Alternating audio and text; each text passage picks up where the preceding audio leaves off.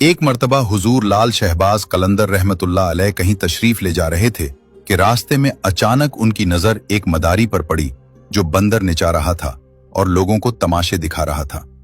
हुजूर इसके करीब गए और उससे दरियाफ्त किया कि तू कौन है। उसने जवाब दिया कि मैं कलंदर हूं।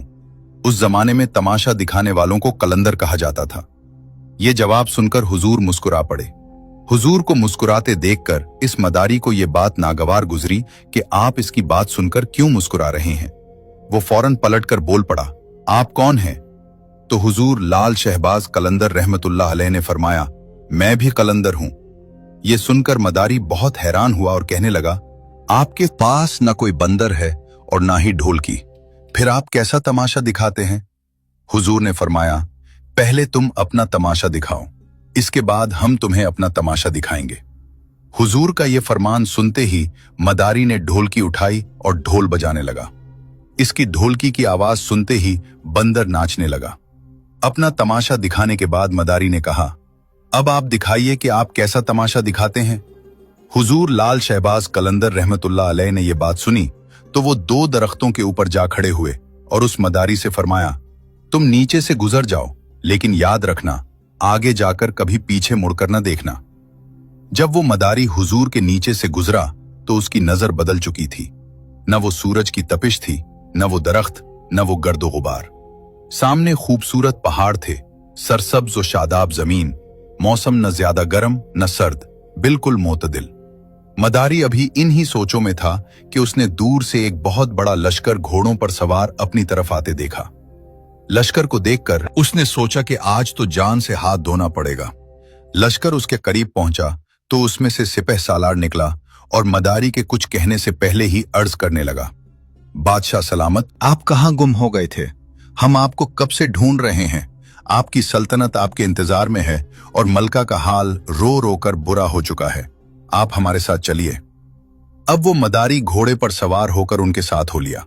जब वो महल पहुंचा तो शाही महल का आलीशान नजारा देखकर हैरान रह गया और हैरत से उसे देखने लगा। जैसे ही वो अंदर दाखिल हुआ, खूबसूरत मलका उससे गला शिकवा करने लगी और उसे गले लगाकर कहने लगी, तुम कहां रह गए थे? मैं कितनी परेशान थी। तुम्हारे लिए सल्तनत के सारे लोग फिक्रमंद थे। इस मदारी की हैरत की इंतहा न रही। वो सोचने लगा कि ये सब क्या हो रहा है। ये खूबसूरत वादियां, ये शानदार महल, ये हसीन मलका, ये सब किसका है और ये लोग मुझे अपना बादशाह क्यों समझ रहे हैं? फिर धीरे धीरे वो मदारी सब कुछ भूलकर नहा धोकर शाही लिबास पहनकर तख्त पर जा बैठा। वक्त गुजरता गया, उसके यहां बच्चे पैदा हुए, शहजादे बड़े हुए, बुढ़ापा आया, जिस्म से तवानाई जाती रही, मुंह का जायका जाता, यानी वो शख्स बुढ़ापे की इंतहा को पहुंच गया। एक दिन वही शख्स दरिया के किनारे बैठा सोच रहा था कि आखिर मेरे साथ क्या माजरा हुआ था। इसी ख्याल में वो उस जगह जा पहुंचा जहां से वो गुजरा था, उस सड़क के पास। उस शख्स ने देखा कि वो दरख्त आज भी मौजूद है। उसे ख्याल आया कि चलो इन दरख्तों के पास जाकर देखते हैं कि आखिर मेरे साथ क्या वाक़या हुआ था। जैसे ही वो उन दरख्तों के नीचे से गुजरा, सारा माहौल फिर बदल गया।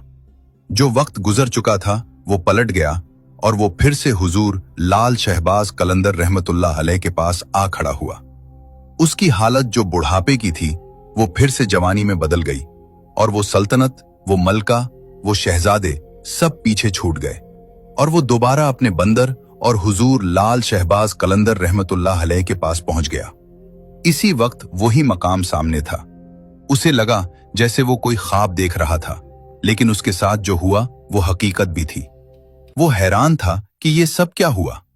उस शख्स ने जैसे ही हुजूर लाल शहबाज कलंदर रहमतुल्लाह अलैह को देखा, वो पूछने लगा, मेरी सल्तनत, मेरी मलका, मेरे शहजादे कहां गए?